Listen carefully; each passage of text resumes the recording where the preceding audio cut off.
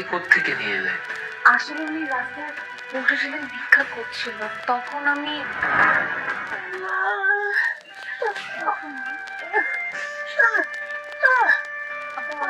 হচ্ছে কি ব্যাপার, আপনি কান্না করছেন রাস্তায় বসে?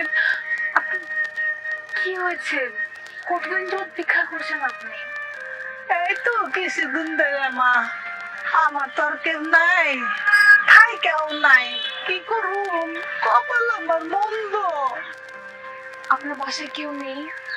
মারে দুঃখের কপাল, কেউ যদি থাকতো তাহলে কি আর আমি রাস্তায় রাস্তায় ভিক্ষা করতাম? শুনুন, আপনার খাওয়া দাওয়া কোনো কিছুই আজকে থেকে আর কোনো টেনশন করতে হবে না। আজকে থেকে আপনি আমার সাথেই থাকবেন, আমাদের পরিবারের একজন হয়ে।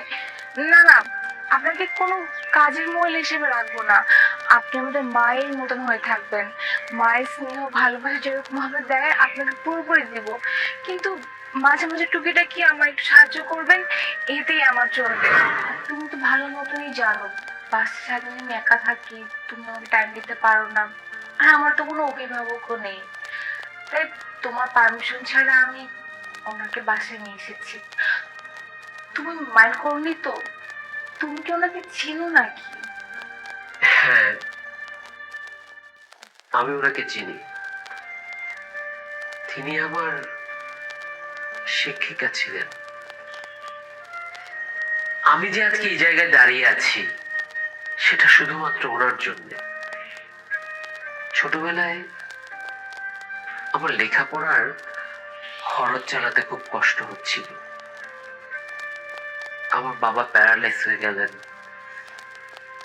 মা মানুষের বাসায় কাজ করতেন।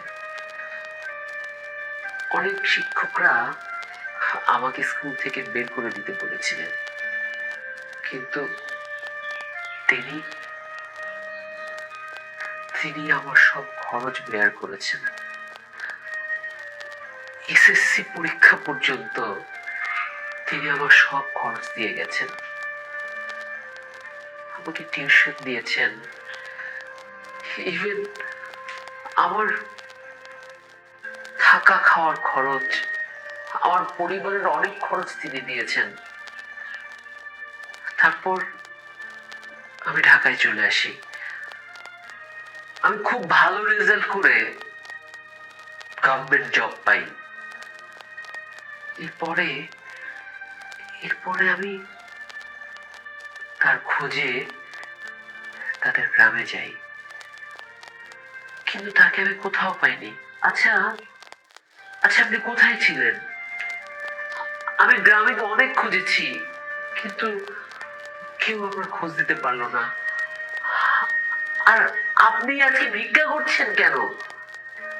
অনেক মায়ের সন্তান আমি মানুষ করেছি, কিন্তু আমার নিজের সন্তানকে আমি মানুষ করতে পারিনি।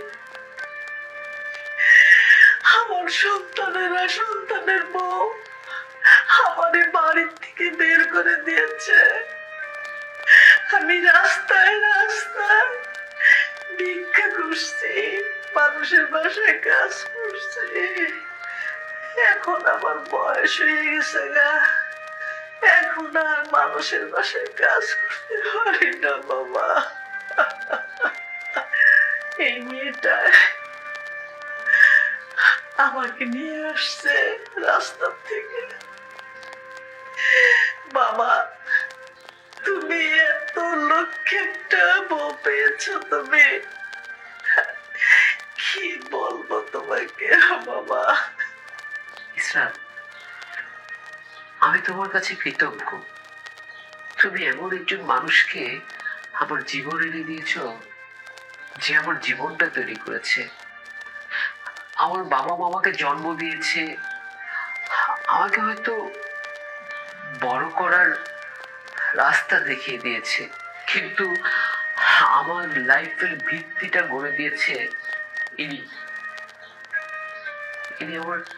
ইনি আমার শিক্ষিকা না, ইনি আমার জীবন গড়ার কারিগর।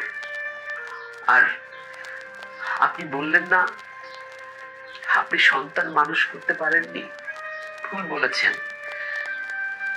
তারা অভাগা, তারা আপনার মতো মাকে ধরে রাখতে পারেনি। মা, আজ থেকে আপনি আমার কাছে থাকবেন। আপনার বৌমা আপনাকে নিয়ে এসছে, আপনি আমার কাছে থাকবেন।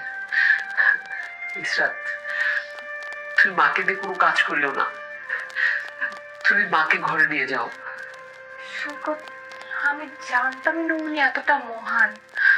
আর তাছাড়া উনি আমাদের বাসায় এসেছে, এখন থেকে আমাদের সাথেই থাকবে, আমাদের মা হয়ে থাকবে। মা, আপনি ওর সাথে যান। মা, আপনি আসুন।